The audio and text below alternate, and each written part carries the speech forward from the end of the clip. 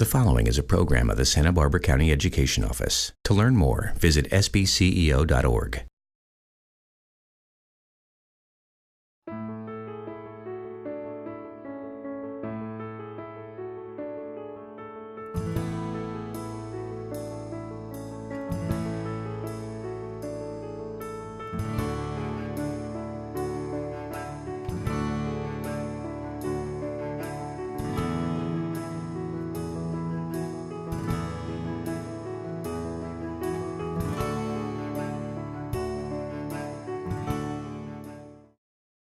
Hi, I'm Susan Salcido, Santa Barbara County Superintendent of Schools, and I am so delighted to introduce to you and welcome our guest, Colby Davis, Executive Director for CASA, Court-Appointed Special Advocates. Welcome, and so thank you so much for being with us today. Thank you so much for having me. I'm really delighted to talk about not only CASA, but I know that you were recently appointed on the board for Leading from Within. Yes, and I can't wait to talk about that too. We'll make sure that we talk all about all of the work that you're doing and the impact that you make on the community. But before we get into that, let's talk about your childhood and background. Share with the audience where you grew up. Your background. Well, I was born right here on the base, actually, and I lived my first 25 years in Lompoc. Great. And then I migrated with my work all the way up to San Luis County and circled right on back. And circled right on back. And so you went from, you grew up in Lompoc, went to school in, what are the schools that you attended? Fillmore Elementary. Okay. Hey, the best elementary school ever, the best teachers. And I graduated from Lompoc High in 1980. Fantastic. So then trace for us the path that led you to Santa Maria and CASA. I mean, it's a difference from high school to starting in your profession. So give us that path. Sure. Well, it was kind of a crazy, broken path of sorts. I had actually in my early career, I had two really wonderful careers. My first career was in radio, and I did about every role that you can do in radio. Okay. It was a lot of fun. I really enjoyed that. And then I felt I had gone as far as I could. I was up in San Luis Obispo County, and I was the interim general manager for a station up there. And then it was just time to do something else. So I did a little bit of searching around and combined sort of what I had studied for along with all of I had learned in radio. And believe it or not, I came up with that I should be a financial planner. Aha. Yeah. Who would have known? Go figure that. That's right, yes. But it was a fantastic career. It was a lot of fun for me. It really suited my hyper type A personality. And I loved it. I became really involved with retirement planning, and I just loved helping people reach their goals. And that was here in Santa Maria and San Luis Obispo. Okay. San Luis County. And then as I had just reached my goal, my initial goal I had set. I wanted to be in the top 5 in the organization I was in. And I had set myself a goal of 5 years, and I did it in about 3. Wow. And as I said, it was just a good fit for me, and I loved the work. I loved working with people. But then in my early 30s, I had a period where I call it the inconvenient gift of a life-threatening illness. And so everything kind of got put on hold and stopped. And it was really very dramatic. And the crisis in that was that I had been so wrapped up in career building that I didn't even know who I was without a comma financial planner after my name. I really was all about work at that time. Yes. And one of the things that got me through really, really difficult times, I have a rare illness combined with lupus, which is not as rare, and more people know about that. But I have a rare condition called intracranial hypertension, and that caused all kinds of dramatic complications, and I had a number of brain surgeries. Along the way, I had a stroke, and I had to recover from that. And during that recovery time, which was many years, one of the things that got me through is I created a new focus, and what I kept saying to myself is, when I am well, then I will recreate my life, and what will it look like? And I just knew that it was going to be that I would spend my life in the service of children. And so when in 2006, through the miracles of medicine, I had a surgery that just literally gave me my life back. And I was well again, and I wanted to get into the community and do something that was going to improve the community I lived in. And I started asking around, and I wanted to know who's doing good work for children. And I wanted to do hard work. I looked for the children who were hurting the most, and I asked people that I knew, associates and such. And I kept coming back to have you heard about Casa? And I will tell you, I knew nothing about Casa. I was like, Casa, what is that? But then when I learned about what Casa was, the first thing was, well, you have to speak up for a child.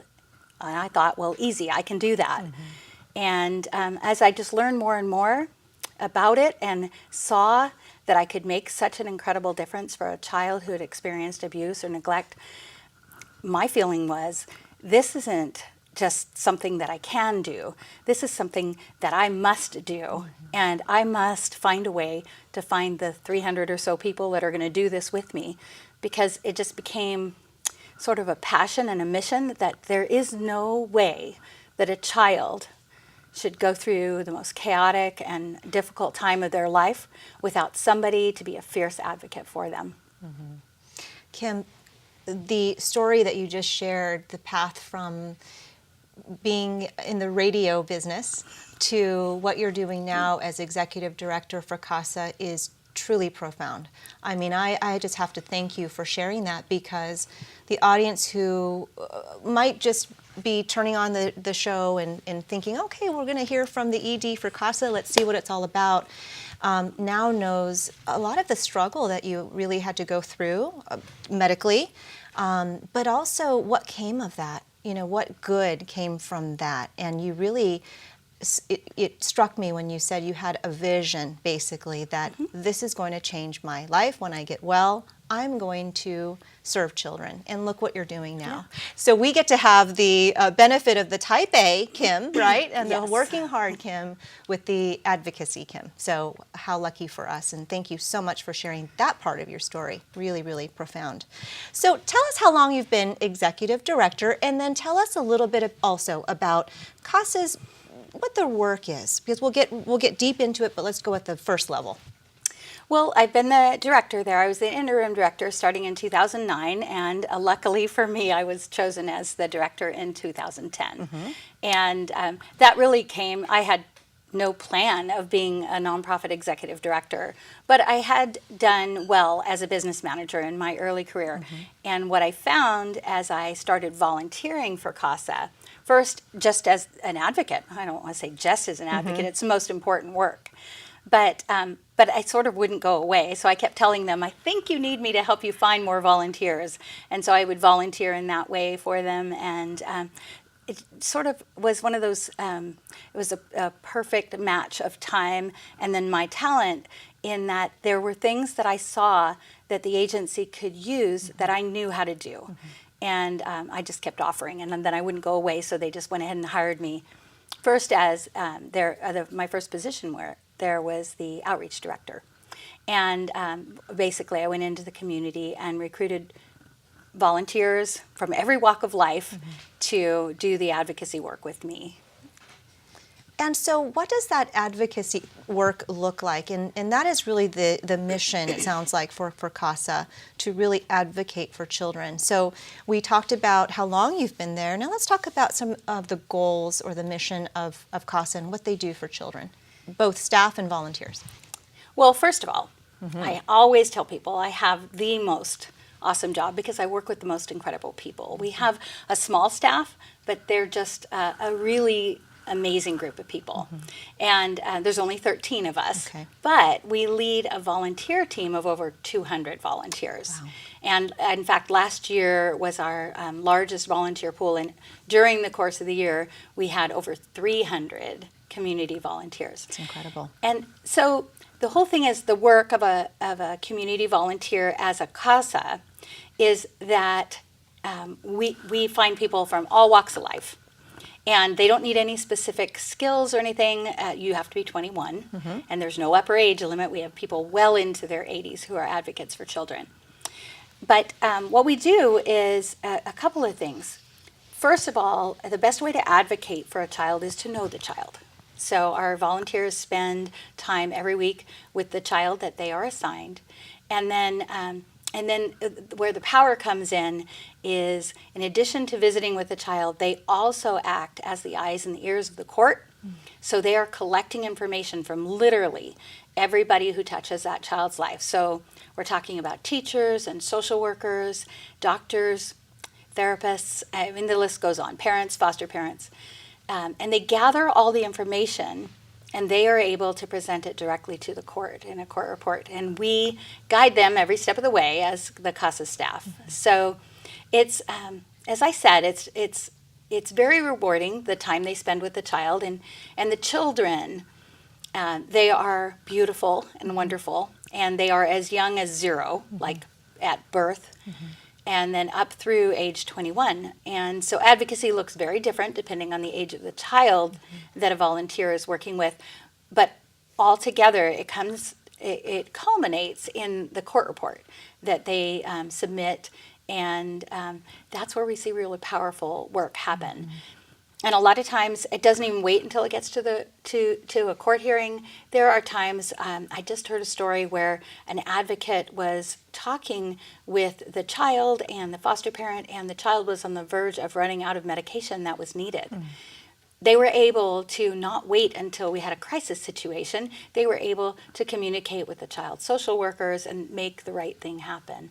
So in small ways and in big ways, the Casa Volunteers are making sure that information goes where it needs to go, and ultimately that the court has the information that they need. It's the judge who's going to make the decisions on what happens in a child's life in these cases, but he does it with a broader sense of what is going on in the child's life because of Casa Volunteers. Incredible. The Casa Volunteers serve as such critical communication bridges, it sounds like. Absolutely. To the courts and the families and the children, especially. Yes, and even with the social workers. And one of the things that I'm always trying to make people understand is we have incredible social workers in our community. They are doing amazing work, and I'm inspired by the fact that they do it with such thought, such diligence. But they have a really hard job. It's almost mind-boggling how they can get 500 calls of suspected child abuse in a month, and they've got to go out and look at all of that, and then they see the worst of the worst. What I like to say is that the Casa Volunteer is an extension for them. We're able to multiply, in a sense, through volunteerism, the ability to be out there and be in homes and see the children every week and just get all of that information together so that the right things are happening for our children.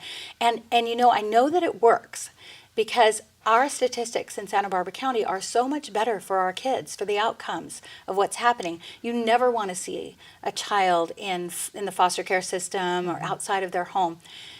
But you want to make sure that the right things happen and the right protective factors get put into place so that that child can be reunited with their family whenever possible, and that if they can't, that they do find a permanent home. And in Santa Barbara County, we just don't see that cycle that you hear so often of children being bounced back and forth, and they get sent back home and they come back into care and sent back home.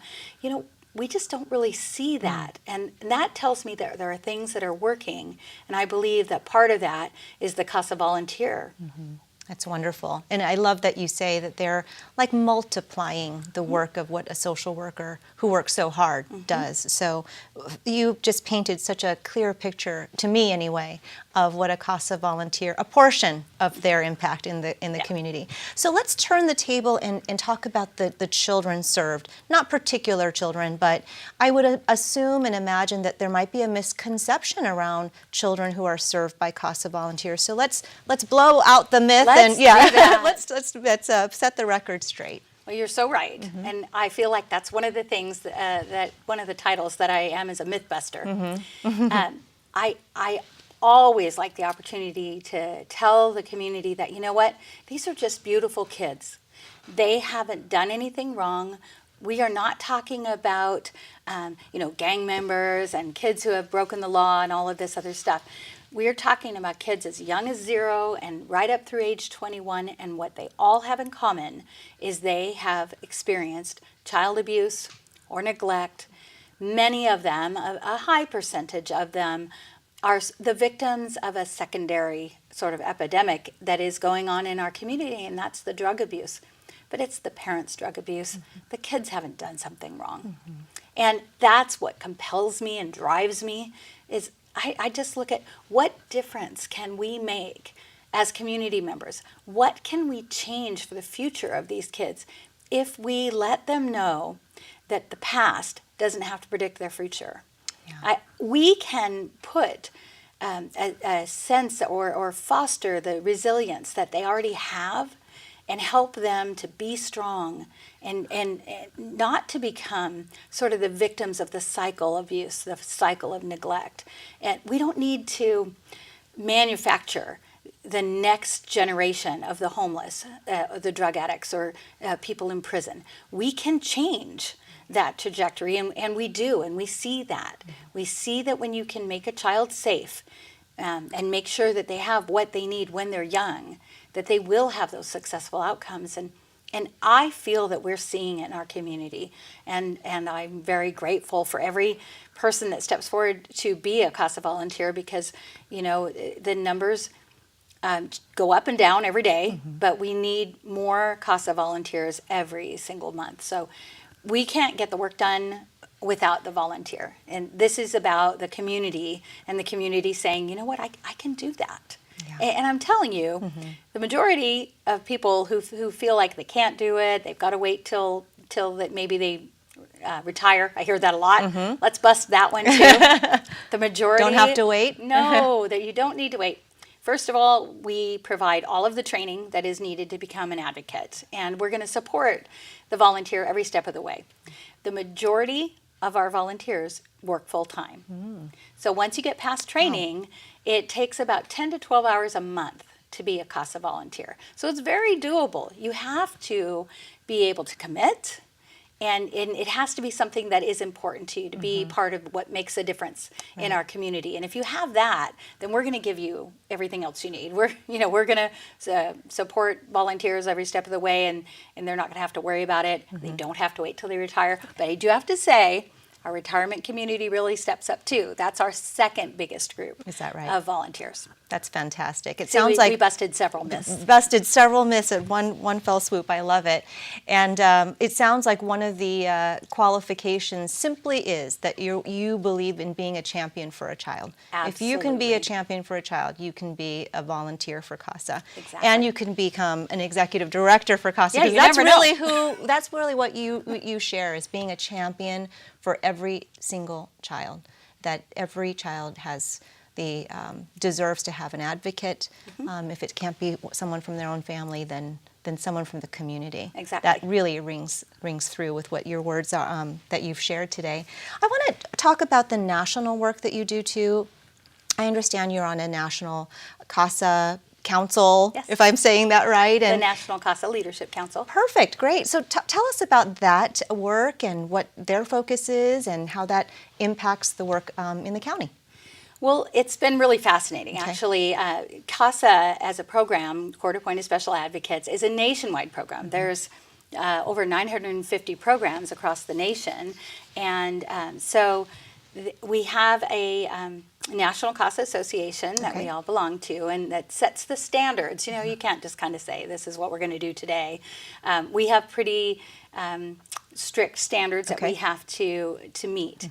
And I think some of the most exciting work that has been interesting for me, being part of the National Council, is seeing how they are revamping the standards that they're going to hold all programs to. We've always had the standards, but they decided it was time to update and do all that work.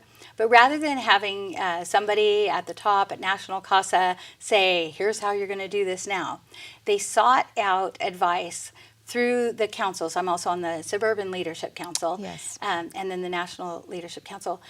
They sought the advice through the suburban council and the tribal council and the urban and the rural councils, all gave input into what we felt as directors of successful programs, what we felt made a successful CASA program. That's great. And they took all that information and combined, actually, I wonder how many of us worked on that, probably over 100 of us total in one way or another working on those. And it's been really interesting to see that work. It's also been fascinating to see the leadership at National CASA and see how they have really embraced the fact that there are still so many people who they hear CASA and they just have no idea. So we're not like, everybody doesn't know what CASA is. And they've sort of embraced that as a challenge, and I'm excited to see the work that we've done over the last year is talking all about doing a national campaign to increase the everyday knowledge of the CASA program and the need for volunteers. And we've been very fortunate in Santa Barbara County at growing our volunteer base and growing our program. And as I said, we always need volunteers. The challenge never stops. But we have gotten to where we are serving every child. And now what I do is I worry about the next 20. But nationwide, that's not the case.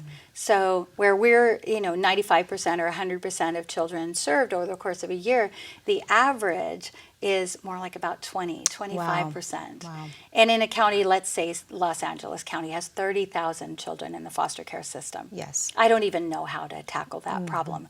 But we're looking at it because we know that the outcomes for children who are in the system are better when they have that CASA volunteer. That's great. I love the perspective that you share, the national perspective and how it relates to our county. And you also talked about leadership, and your leadership, but also the national leadership for the CASA group that you were just talking about in terms of their work nationally. So let's go into leadership on Leading from Within. You're on the board now, and you were also a participant in Courage to Lead, which is another program from that leadership group. So tell us about the work that, in terms of your participation in Courage to Lead, and now your work as a board member for Leading from Within. So I have to admit that I actually took several years before I actually participated in Courage to Lead. Okay. Because I was always thinking of who needed to go first, who wanted to do which leadership program first, and I sort of didn't put myself up there. And I finally did it, and it was a great break.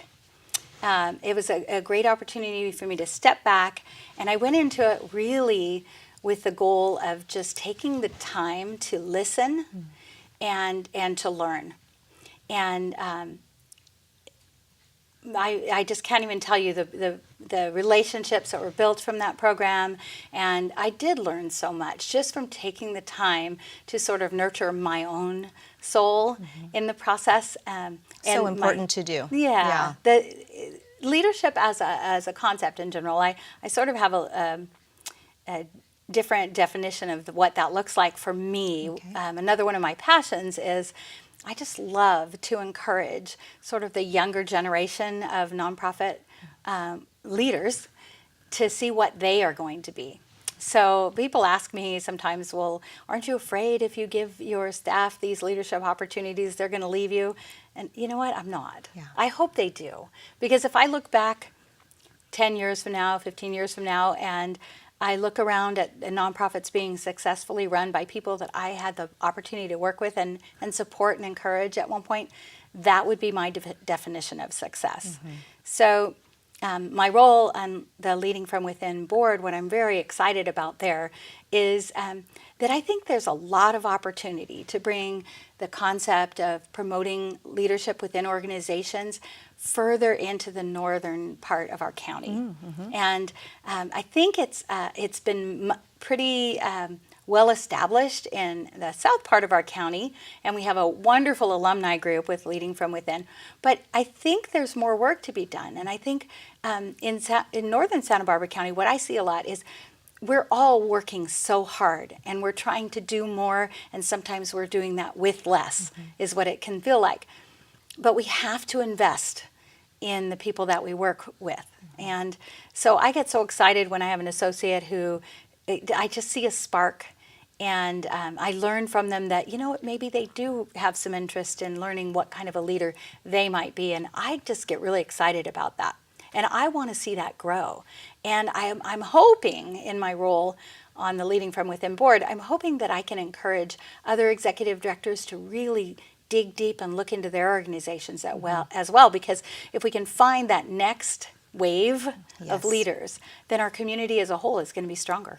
Well, our community is fortunate to have you as a board member for a leadership group like Leading from Within. You're right. I mean, it'll spread into the North County, just as you say, is needed but welcomed, and it will impact the community so positively. We're almost at the end of our time together. I can't believe it, but I want to say that in 2014, the Women of Excellence awarded you as Women of Spirit, with the Women of Spirit Award, and I think all of us can see why. So I wanted to give you a moment to say, what did that mean for you? What does that mean for you? And we'll close with that.